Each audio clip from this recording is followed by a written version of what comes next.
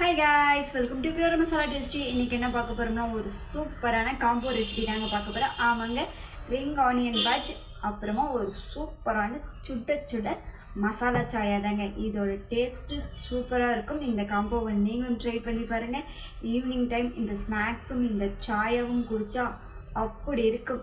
நீங்களும் ட்ரை பண்ணி பாருங்க. இது எப்படி பண்றதுன்றதை இந்த வீடியோவில் பார்க்கலாம். வீடியோக்குள்ள போகலாம் வாங்க.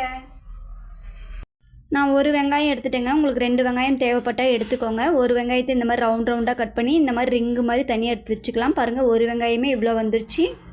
அடுத்ததாக ஒரு சின்ன கப்பில் இட்லி மாவு எடுத்துக்கிட்டேங்க. ஆமாங்க, இந்த பஜ்ஜோட ஸ்பெஷலே இட்லி மாவு தான். இப்போ இந்த இட்லி மாவு ஊற்றிட்டேன்.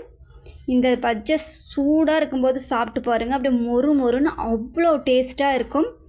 இது கண்டிப்பாக உங்களுக்கு ரொம்பவே பிடிக்கும். அடுத்ததாக இதில் சில்லி பவுடர் ஆட் பண்ணிக்கலாங்க. இப்போ நம்ம சில்லி பவுடர் ஆட் பண்ணிவிட்டு அடுத்ததாக இதில் சோடா உப்பு ஆட் பண்ணிக்கலாங்க. இப்போ தூள் உப்பு ஆட் பண்ணிக்கலாங்க. இப்போ அடுத்ததாக கார்ன் பவுடர் ஆட் பண்ணிக்கலாங்க. இப்போ இதை நல்லா மிக்ஸ் பண்ணிடலாங்க. தண்ணி தேவையில்லை. தண்ணி இல்லாமல் இதையே மிக்ஸ் பண்ணலாம்.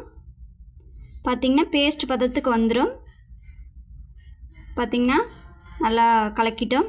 இப்போ அடுத்ததாக வானலில் எண்ணெய் விட்டு எண்ணெய் நல்லா காஞ்சதுக்கப்புறமா நம்ம ரவுண்டாக கட் பண்ணி வச்சோம் இல்லைங்களா ஆனியன், அதை நல்லா இந்த மசாலாவில் போட்டு நல்லா தடவி எடுத்துக்கலாங்க. அதை நம்ம எண்ணெயில் போட்டால் இந்த மாதிரி நல்லா சூப்பராக பொரிஞ்சு வருது. பார்த்திங்கன்னா அதை எடுத்துட்டோம். அடுத்தது இன்னும் கொஞ்சம் ஆனியனை நம்ம இதில் எண்ணெயில் ஆட் பண்ணுறோம். இந்த மாதிரி நீங்கள் ட்ரை பண்ணுங்கள், சூப்பராக இருக்கும். பார்த்திங்கன்னா சூப்பராக நம்ம இந்த ஆனியன் பஜ்ஜி ரெடி பண்ணிட்டோம். இப்போது ஒரு சூப்பரான ஆனியன் பஜ்ஜி ரெடி பண்ணிட்டேங்க. இந்த மாதிரி நீங்களும் ட்ரை பண்ணி பாருங்கள். அடுத்ததாக நம்ம என்ன பண்ண போகிறோம்னா ஒரு சூப்பரான மசாலா சாயா தாங்க ரெடி பண்ண போகிறோம். லாஸ்ட் வீடியோவில் நான் எப்படி மசாலா டீ பண்ணலாம் அப்படின்ற ஒரு வீடியோ போட்டிருந்தேன். நீங்கள் அதை பார்க்கலாம், அதை பாருங்கள். இதில் நம்ம மசாலா சாயா பார்க்க போகிறோம். இதை நீங்கள் கண்டிப்பாக ட்ரை பண்ணுங்கள். கண்டிப்பாக உங்களுக்கு ஒரு ஃப்ரெஷ்னஸாக இருக்கும். வாங்க இது எப்படி பண்ணுறதுன்றதை இப்போ பார்க்கலாம். இப்போ மசாலா சாயாவுக்கு ஒரு கிளாஸ் தண்ணி ஆட் பண்ணிக்கோங்க. இது எனக்கு மட்டும்தான், அதனால் நான் கம்மியாக தான் வைக்கிறேன். பார்த்திங்கன்னா பட்டை, மிளகு, ஏலக்காய், இஞ்சி இதெல்லாம் ஆட் பண்ணிக்கலாங்க.